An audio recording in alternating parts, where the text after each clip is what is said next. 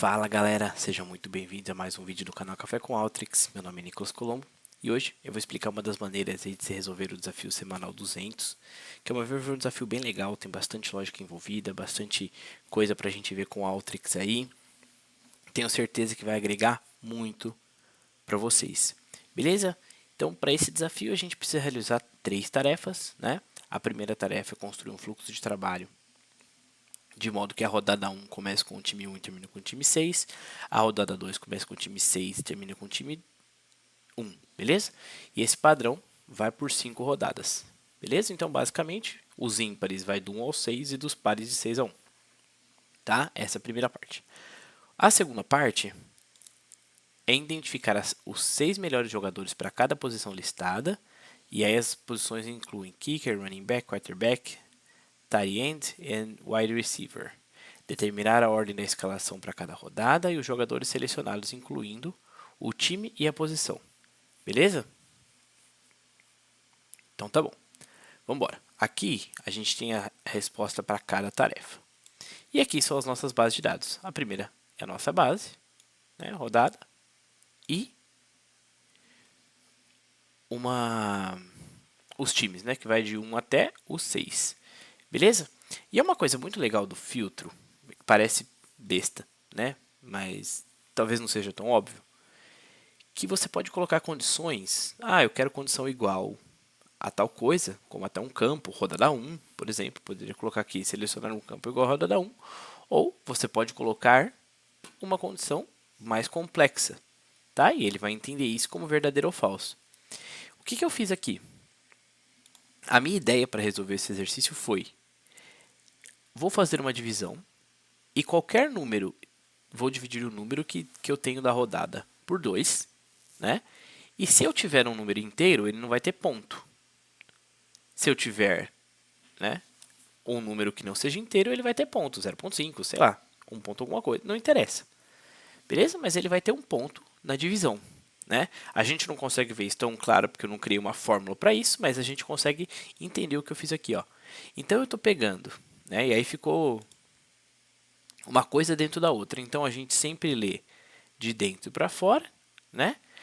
Então eu estou pegando o right da rodada escalação, certo? Ou seja, 1, que eu só quero um número, beleza?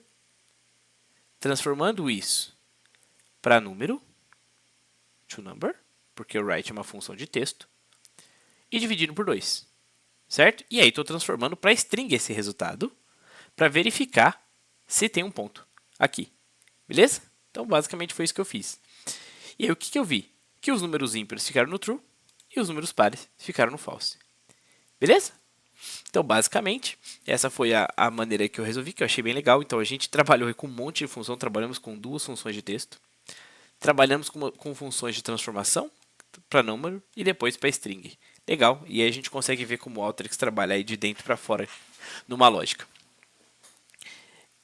Eu achei bem legal assim de mostrar, de trazer isso para vocês, foi um bom exemplo, tá? E aí, basicamente, eu fiz um append field, tá? Ele entra aqui, ó, na parte de joins.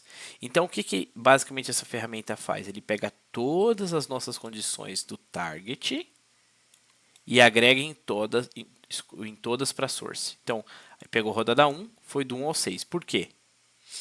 Aqui a gente tem rodada 1 até a 5 e aqui vai do time do 1 até o 6. Então, a gente agregou aqui no source. Então, foi do 1 até o 6, 1 até o 6. E uma coisa importante, tá? Se aqui tivesse mais de 16 recordes, ele dá um erro. É só uma limitação para que não entre no loop infinito e você saber o que você está fazendo. Mas caso isso aconteça, é só você escolher a primeira opção. Beleza? Então, tranquilo. Para resolver para o time par, né, eu precisava do 6, 5, 4, 3, 2, 1. Eu coloquei um sort, transformei, né, em vez de coloquei descend aqui, então em vez de 1 até o 6 foi de 6 a 1. E eu fiz o mesmo esquema, rodada 2 de 6 a 1, rodada 4 de 6 a 1 e depois eu só acabei unindo eles. Beleza? E aí criei um record ID aqui. Então essa é a resposta 1. Nós fizemos, né, ou construímos esse fluxo aí para os números ímpares de um jeito, o número par do outro. A jogada foi basicamente esse filtro e também o descend aqui. E a gente entender também como o append field trabalha, que é bem legal, né? Então a gente acabou cria todas as combinações de uma forma muito rápida, né? A gente não precisa de uma macro para isso, a gente não precisa de, né, inventar, a gente tem essa ferramenta que faz isso para a gente. Beleza?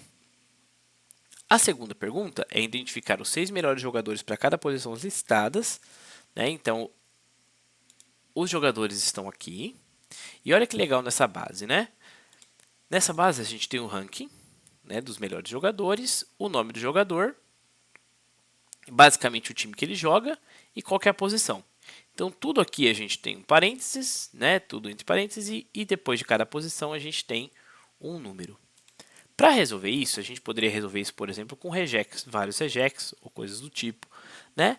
Eu tentei pensar de uma forma para também abrir um leque aí de dar opções, tá? Eu peguei aqui e olha que legal, né? Usei um teste to columns para quebrar por um delimitador, então teoricamente aí eu abri um parênteses, né, para poder fazer a quebra, tá? E deixei aqui em duas colunas. A gente pode ver o resultado, a gente já quebrou, a gente tem o nome do jogador limpinho aqui, né? E aqui teoricamente a cidade que ele vai. Depois eu usei uma fórmula.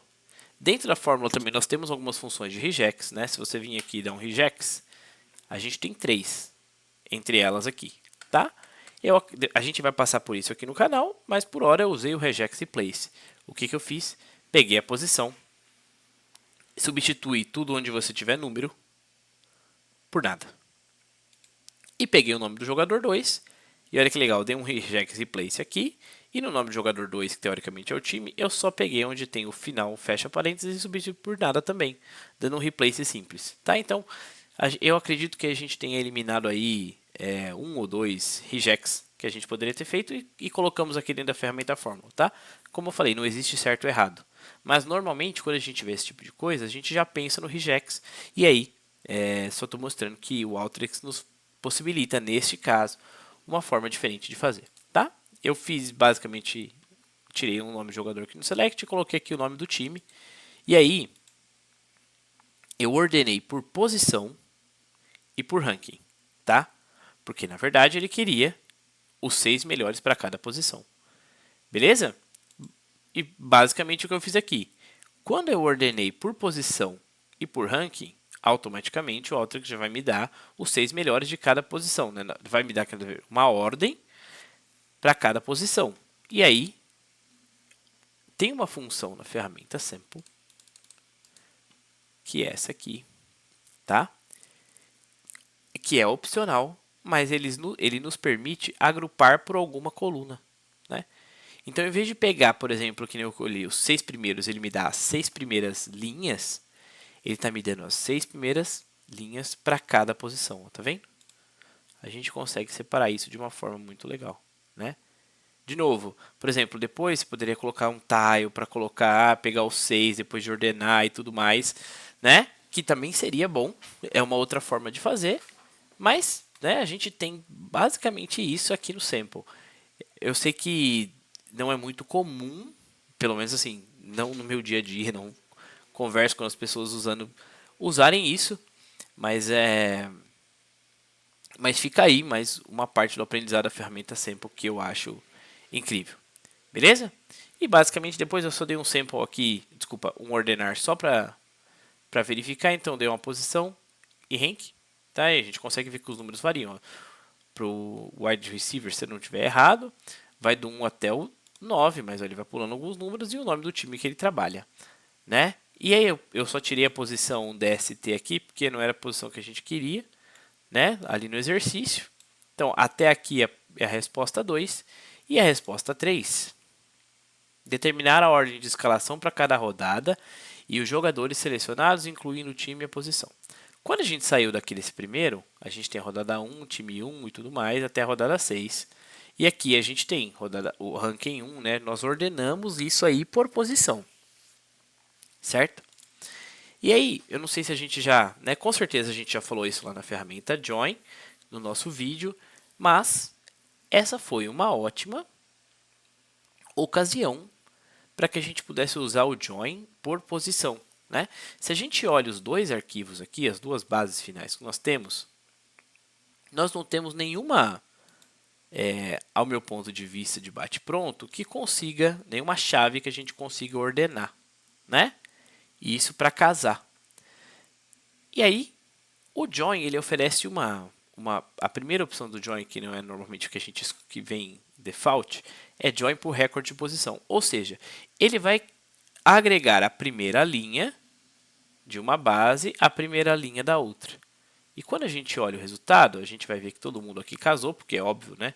A gente tem 30 linhas entrando aqui e 30 linhas entrando aqui. E a gente está pedindo um recorde, um join por posição. E a gente viu aqui na rodada 1, o time 1, ranking 1, wide receiver, o Justin, Minnesota. A primeira linha aqui, ó. Wide receiver, Justin, Minnesota. A primeira linha aqui, record ID, né? Rodada 1, time 1. E basicamente foi se agregando aqui e segue a resposta daí da Alteryx. Não muda muito o que eu coloquei, é só questão de posição de nome e ranking, tá? Mas eu conferi aqui antes de fazer isso com vocês para não passar vergonha. Mas é uma opção, né? Às vezes você ordena a base do jeito que você quer e para agregar uma informação, em vez de, por exemplo, ter que achar, né, uma chave ou criar alguma coisa do tipo, você tem essa opção aí de juntar as bases e dar um join. Perfeito? Gente, eu sinceramente gostei muito desse desafio. Ele nos possibilitou mostrar algumas coisas como um filtro diferenciado, né? A gente pode dizer isso, condições de filtro, né? A gente não precisa colocar um if, alguma coisa do tipo, né? Se a gente conseguir entender bem formas de string e as formas de transformação, a gente mata. Como fazer um append field, né? Entender como que ele funciona.